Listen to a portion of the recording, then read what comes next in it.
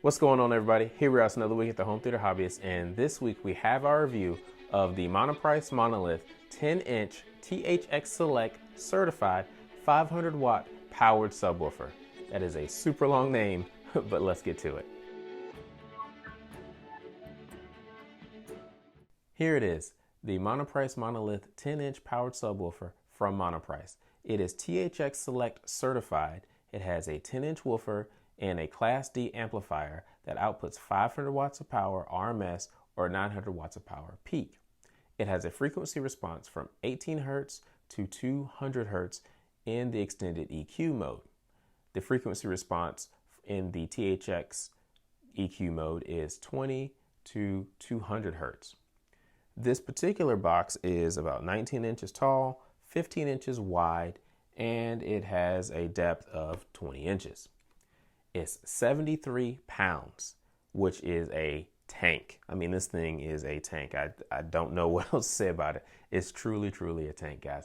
But that's overall build quality is excellent with this particular subwoofer. The design of this subwoofer is one that I really like. It looks like the subwoofer that Batman would have designed in the Dark Knight series. I really, really like these chamfered edges. Now, on the front of this, we have the grill. The grill does come off, and it comes off pretty easily, but the grill itself is actually very, very sturdy and very well built, just like the rest of this subwoofer. It does have the 10-inch woofer here, which has the Monolith emblem there, which I really like. I think that looks good. And it has a port, which is currently plugged. This is the sealed version, or the music version, I guess you could say, of this particular subwoofer. But the plug comes out like that, and that's it there. And you are now ported. I personally enjoyed running this ported all the time in both music and movies, but that's just a personal preference. Two other design features that I'd like to mention. The first being the rubber that surrounds the cone. It's actually very, very high quality feeling and premium, so I don't think that's going to wear out anytime soon. It almost feels like a rubber boot. I mean, it's really nice. Also, the feet, they're rubber coated as well, so you will get isolation if that is a concern and you have hard floors. So that's another good thing that Monoprice put into this design. Moving on to the rear of the subwoofer, you have all of the usual suspects. Starting at the top left, you have crossover, phase, level or volume, whether you want your crossover set inside this box or at your receiver, EQ mode, and a power switch, either always on or auto on off. You have a service port just below that. You have your LFE and line unbalanced inputs, an XLR balanced input, or an XLR direct pass-through, which you could use with another subwoofer. Your power plug or power adapter port, and your on-off switch there. Now let's move on to setup. Whenever I get a new speaker or subwoofer in my room, I like to break it in. I set the volume to 30% and I play music for several hours.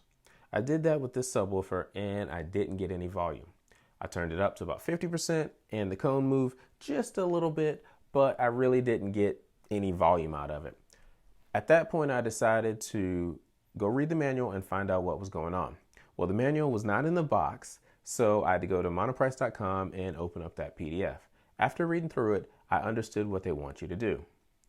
Out of the box, the volume for this subwoofer was set in THX Select mode. They want you to keep it there. Keep it there.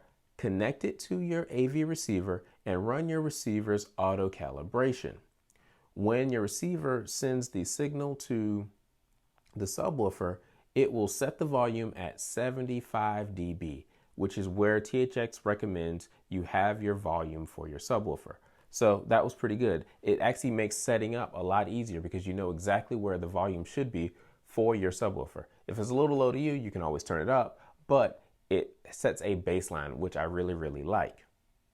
Once that was complete, I put the subwoofer in the place that I could put it for this particular review, and I started listening to music and watching movies. Speaking of which, let's move on to some sound samples so you can hear how this actually sounds. The first thing you're going to hear is the Sue Research Bass Test CD, track 1. We're going to move on to a movie scene from Jurassic Park, chapter 5. And the last thing you will watch is a scene from Deepwater Horizon. So let's get to that.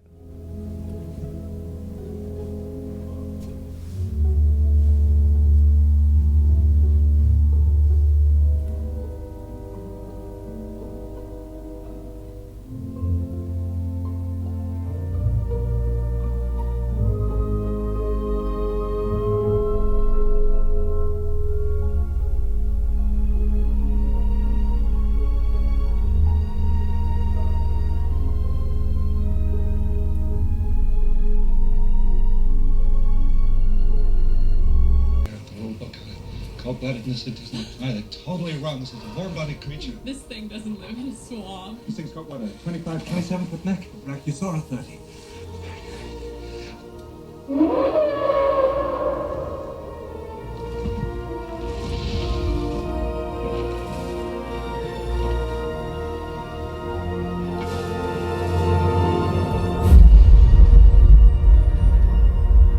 We're gonna make a fortune with this place. Oh, shit.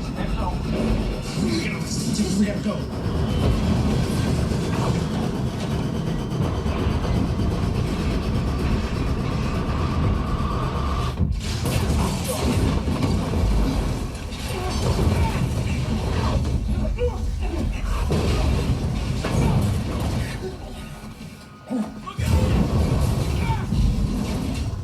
It's all coming down. Hopefully you enjoyed those sound samples, but let's move on to my ratings for this subwoofer. I rate 1 being the worst to 5 being the absolute best. From a design standpoint, I give this a 4. I really like the way it looks. I love this black ash finish, and I really like the chamfered edges. One thing that I don't like is the overall size, or really the height of it. It's actually really tall. It's about 1.5 to 2 inches shorter than my Subwoofer VTF-2, which is a 12-inch subwoofer. And so the size is, to me, kind of a problem. Whenever I think of someone purchasing a 10-inch subwoofer, I think they're trying to go 10-inch because they want to go for a smaller size subwoofer. And this really doesn't fit that category. Moving on to features and controls, I give this a 4. And I give it a 4 because it has all the controls that you expect from a subwoofer, but I like the feature of the THX mode. Being able to set the volume initially exactly where it needs to be really makes setup easy. Easy. I really like that. I wish more manufacturers would actually have that mode so you can set it there. You can change things after that if you want, but having that sets an easy, simple baseline that anybody can really do. Moving on to performance. In the performance category, I give this subwoofer a 4. It plays very good deep bass, which is great from a home theater standpoint. I really love the deep bass. When I was playing some music, I was playing a track, and I mean, honestly guys, the bass felt, for lack of a better word, heavy. It was like, I was like, oh yeah, now that's it. But one thing I don't like as much about this particular subwoofer is the mid bass isn't as good. It's not great, in my opinion. So that's what kind of held it back a little bit on my score, and the reason why I chose a 4 instead of a 5. I think it could do a little bit better in the mids, but from a deep standpoint, it plays deep, it plays well. I like it. Moving on to value, I give this a 3.5 out of 5. If you're looking for a subwoofer that plays good deep bass that's $500 and under, this is actually a really good buy. But the problem with that $500 price point is there are things that are near this price point, namely the Subwoofer VTF-2 MK5, that does better. That particular subwoofer is $539, but I think if you add shipping on that, it's about $65 or so.